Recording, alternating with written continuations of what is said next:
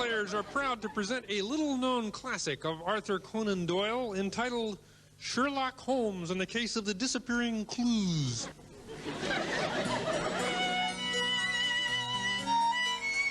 Sherlock Holmes here. Watson there. Oh, Mr. Holmes, I'm so glad you're here. It's murder, Mr. Holmes. Murder. Just calm down, my dear lady. Dr. Watson and I'll have this case solved in no time, right, Watson? Of course. Holmes can solve any crime by a simple process of deduction. Yes, sir. The body of Lord Bottomley is right over there. Don't look, Watson. It's too horrible to gaze upon. What manner of fiend could have done this? Actually, I'm Fielding the butler. Lord Bottomley lies over there. He's been shot, Yes. Give me a moment. Of course. I arrest Fielding the butler for the murder of Lord Bottomley. Amazing. Preposterous. Elementary. The butler's fingerprints are on this glass. Here's a photo of the butler committing the murder. The weapon in question, registered in the butler's name. And finally, an eyewitness, the maid, who will seal his doom. Excuse me, miss.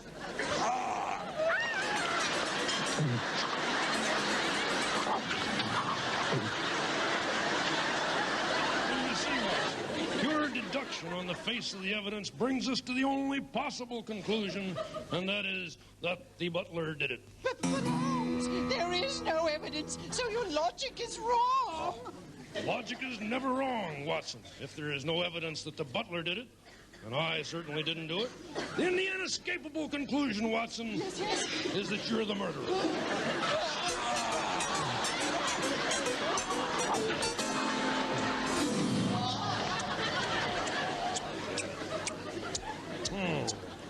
It's tough. Now the inescapable conclusion is that with no evidence and no killer, there was no murder. Gesundheit. Hey, you know, Jim, it's a real pleasure to have you with us on the show. Well, thank you, Kermit. It's a real pleasure to be here. I'm sort of an old country boy, and I feel right at home with all these chickens and roosters and pigs. Right. Especially that Miss Piggy. I just love her. Oh, Piggy Lee. You called my love. Hey, Miss Piggy. Piggy, if you don't mind, Jim and I are just trying to hold a quiet conversation. Oh, go right ahead. Don't mind me. But, Kermit, one thing, I never know whether to call him Jim or Gomer. Well, I guess it is kind of confusing. You see, I played Gomer Pyle on television. Gomer for so Pyle, long. love Gomer Pyle. Oh, thank you. Yeah. Well, I played him for so long, I guess I got confused myself. But it goes along with my astrological sign. See, I'm a Gemini. That means I got twin personalities. Oh, yeah. Hey, listen, well, I'm a Taurus. You are Taurus. That's the sign of the bull, isn't it? I'm a bullfrog. That's just a little What joke sign there. were you born under, Miss Piggy? Well, I wasn't born under a sign. I was born over a sign at Becker's Butcher Shop. I moved as soon as possible. Yeah, I don't blame you. Hey, I was wondering, Jim, does being a Gemini give you any kind of problems? Well, it sure does, because I talk like this, but then I sing like this. Ridi Pagliaccio! What happened to Kermit? Well, he doesn't appreciate classical music, James.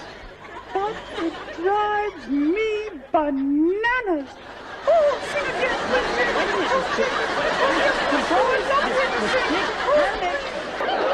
again, Okay, stand by for Veterinarian's Hospital. Veterinarian's Hospital. Oh, frog of my life! Please tell me what they're saying about you is not true. What's that, Piggy? Oh, that you, host of a television show, veteran of the boards, you have never heard of the banana sketch?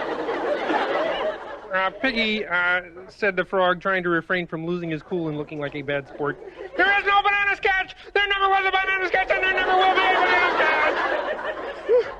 Touchy, touchy. Hey, which way to my dressing room? And don't try to shove me into the refrigerator.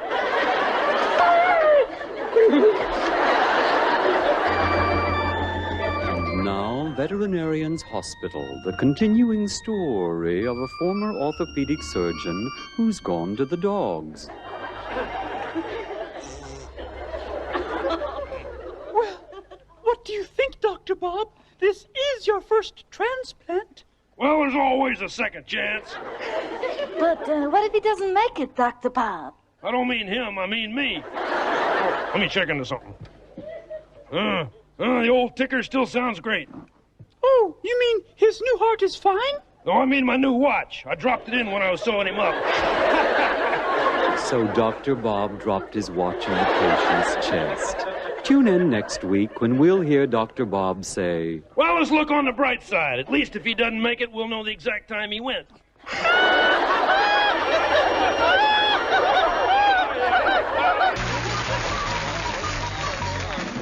we have a little quiet here? Can we have a little quiet, please?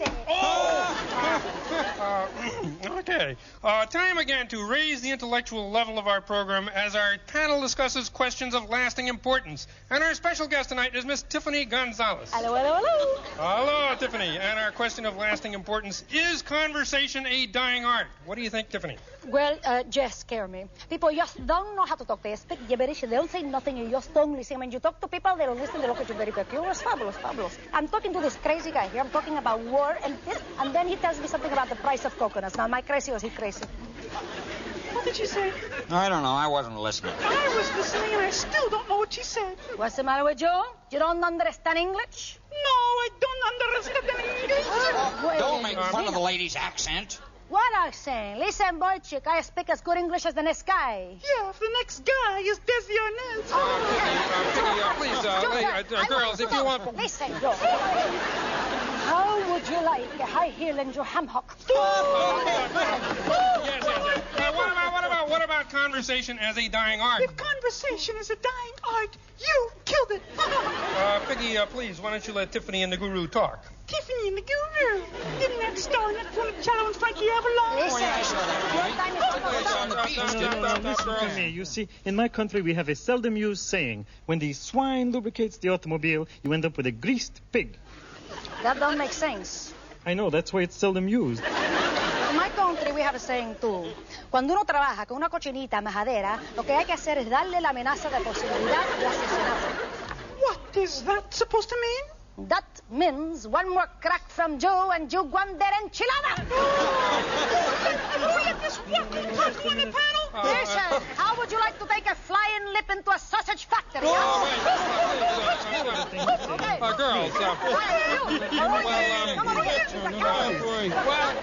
the question is conversation a dying art? And I don't think it is, but it is severely injured. Tune in next week when our topic will be improving U.S.-Latin American relations, okay? And now, Veterinarian's Hospital, the continuing story of a former orthopedic surgeon who's gone to the dogs. I'm sorry I'm late, Dr. Bob. I was operating in the other room. I know, it's the talk of the hospital. Booga, booga. Now cut that out. Let me have the ear thing. Ear thing, Dr. Bob. Oh, feels good. Stick. Stick, Dr. Bob. Fetch. What's that all about? That's my laboratory retriever. Good girl. Thank you. Oh, what do you think, Dr. Bob? I think its man is sick. He ought to see a doctor. But, Dr. Bob, you are a doctor. That's your opinion. I'm getting out of here. You can't leave, Fuzzy. Dr. Bob is the only one who can save you now. She's right. I saved over 500 last year. What, patients? No, dollars. Of course, I also lost over 100 pounds. What, in weight? No, in England. Dr. Bob, you should be ashamed of yourself. You call yourself a doctor, Dr. Bob? I'd never call myself a doctor. They don't come when you call them anyway. Tune in next week when we'll hear Nurse Piggy say, Dr. Bob, you've lost all your patience. I can't help it. I got a short temper. How about this talk? Good night, go now. Okay, a little shaky, guys. Well, your timing was awful. What do you know about time? I know your face would stop a clock. Stop it, pork chop. Oh, Kermit. Oh, my heart. It's going pitter-patter, pitter-patter. Yeah, well, maybe you've had too much coffee. No! It's going pitter-patter over the man I've admired and loved for years, and now to be this close to him. Oh, Piggy, I've told you, I don't have any time in my life for any emotional involvement right now. No, I'm talking about Peter Ustinov. Oh, well, oh. He is a Renaissance man. Oh, well, I am a leg man. Whoops, it's time now to introduce your new heartthrob. Jealousy, thy name is Frog.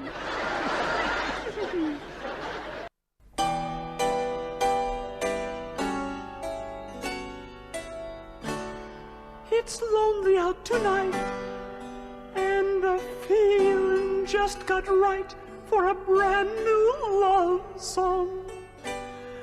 Somebody done somebody wrong song. Okay, everybody. Hey, won't you play another somebody done somebody wrong song and make me feel at home while I miss my baby, while I miss my baby. So play for me a sad melody, so sad that it makes everybody cry.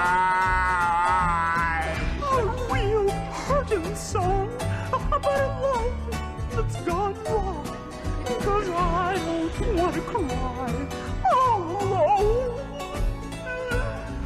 Hey, won't you play another somebody done somebody wrong song and make me feel at home while I miss my baby, while I miss my baby. Up a key!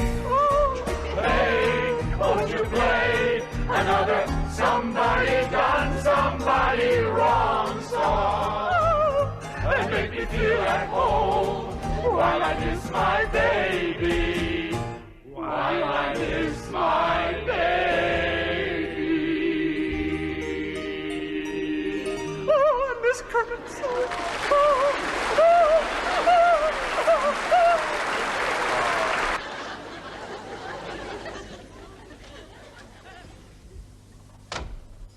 Oh, light of my life, frog of my arms, at last we are alone.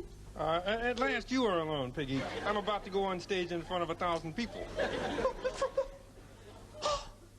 wretched day for a pig in her prime to be thus scorned.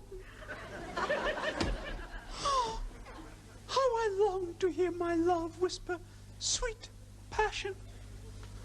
Hi, you good looking. Where you been all my life? Oh. Hey, listen, you. Hey, you. How about you and me getting together and making some steam heat, huh, Snuggle Bunny? Oh. Yeah, look. Let me take you away from all this. A marriage made in heaven, a frog and a pig. We could have bouncing baby figs. Sure, let me whisper sweet nothings in your ear. Sweet nothings.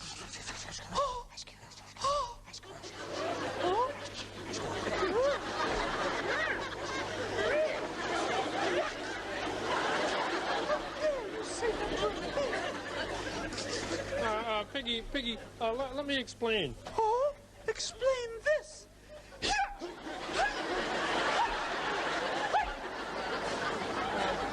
Hey, listen, I think you may have dented him. I don't.